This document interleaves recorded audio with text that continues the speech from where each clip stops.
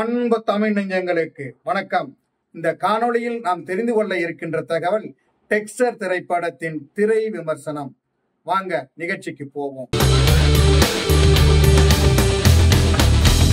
இந்த படத்தின் கதாநாயகன் ராஜீவ் கோவிந்த் பிள்ளை.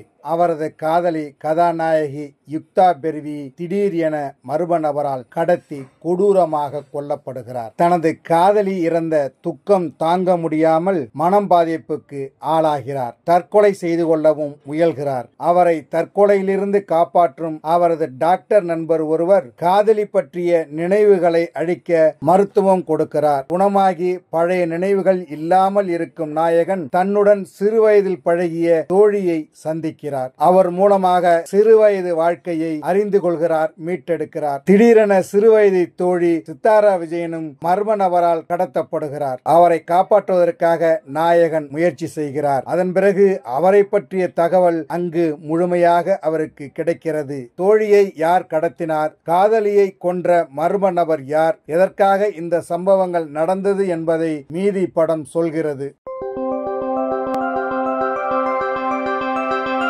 இந்த படத்தின் கதாநாயகி யுக்தா பெர்வி அழகான பெண்ணு. கிளாமர் காட்சிகள் எல்லாம் அருமையா நடிச்சிருக்காங்க. அதே மாதிரி திடீர்னு மாயமா போறாங்க, கொலை செய்யப்படுறாங்க, பரிவை ஏற்படுத்துறாங்க. நல்ல கேரக்டர், அதை சிறப்பாக வெளிப்படுத்தி இருக்கிறார். இந்த படத்துல கதாநாயகனாக நடிச்சிருக்காது ராஜீவ் கோவிந்த். நல்ல ஆக்ஷன் ஹீரோ. அதாவது பாக்குறதுக்கு திரகாத்திரமான உடம்பு, பாக்குறதுக்கு அழகு, திமிரு உள்ள கதாபாத்திரம், முரட்டுத்தனமான காதல், முரட்டுத்தனமான கோபம், மிரட்டலான நடிப்பு, சோகத்துல வெந்து நொந்து போகிற பாத்திரம், அதாவது அழுத்தமான பாத்திரம், அது சிறப்பா செஞ்சிருக்காரு. தோழியாக சித்தாரா விஜயன் நடிச்சிருக்காங்க.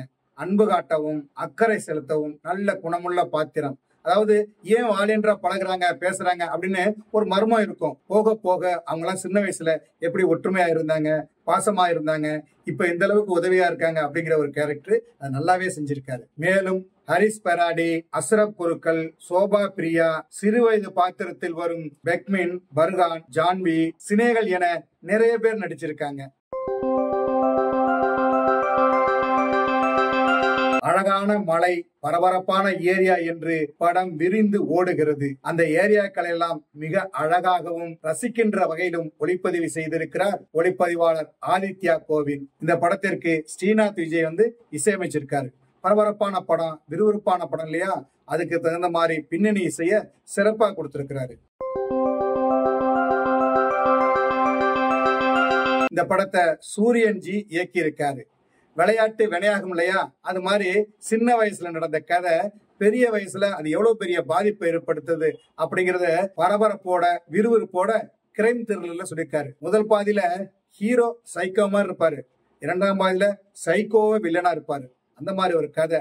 ஆனா எடுத்துக்கிட்ட கதைய சரியா சொல்லியிருக்காரு. இருப்பினும் டெக்ஸ்டர் கிரைம் த்ரில்லர் படங்களை விரும்பி பார்க்கும் ரசிகர்களுக்கு நல்ல விருந்துதான். என்ன நேயர்களே, டெக்ஸ்டர் திரைப்படத்தின் திரை விமர்சனத்தை தெரிந்து கொண்டீர்களா? சரி, தமிழ் வலைக்காட்சியை தொடர்ந்து பாருங்கள். தமிழ் வலைக்காட்சியை லைக் பண்ணுங்க, ஷேர் பண்ணுங்க, கமெண்ட் பண்ணுங்க. தமிழ் வலைக்காட்சியின் புதிய அப்டேட்டுகள் உடனுக்குடன் உங்களுக்கு தெரிய வர அருகில் உள்ள பெல் பட்டனை மறக்காமல் அமுக்குங்க. கலை இலக்கியம் யாவும் மக்களுக்கு.